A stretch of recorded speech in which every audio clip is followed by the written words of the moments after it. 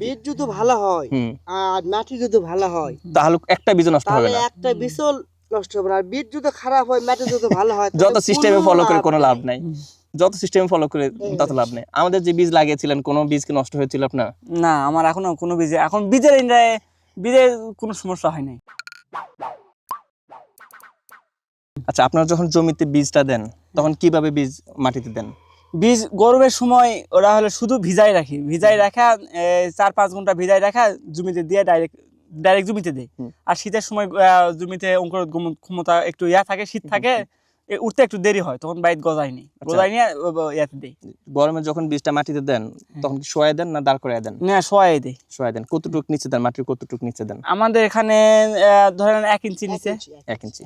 ওইটা কি শোয়ায় দেন না দাঁড় করায় দেন? হ্যাঁ, শোয়াই দেয়। একবারে শুয়া দিয়া তোমার এই যে বীজ দিয়া ওটা এইটুকু করে খালি 20টা উপর মতো থাকে। হ্যাঁ, উপর দিকে মাটি হালকা একটু চাপ দিয়ে দেন। হ্যাঁ, না, চাপ দেওয়া লাগে না। চাপ দেওয়া লাগে না। দিলাম দিয়া উনি 3 দিন 2 থেকে 3 দিন হাই হলে 4 দিন এর মধ্যে আপনার বীজ সব ফাটা উঠবে।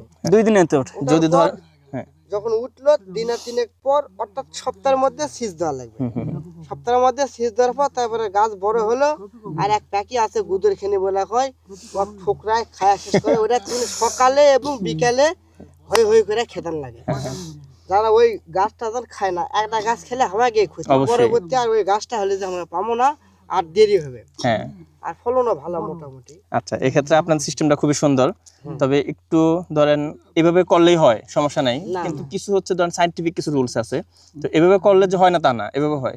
কিন্তু কিছু নিয়ম হচ্ছে, ধরেন আপনি যখন বীজটা জার্মিনেশন না আইনা, এই যে ধরেন একটু ভিজে রাখলেন, আইনা গরম করে দিয়ে দিলেন, ওইটা যদি আপনি বীজটা যে অংশটা ফেটে হচ্ছে শিকড় বের হয়, এই অংশটা যদি নিচের দিকে দেন, তাহলে ওই বীজটা দাঁড়ানো থাকে না, ওই বীজটাই কিন্তু মাটির উপরে উঠে যায়।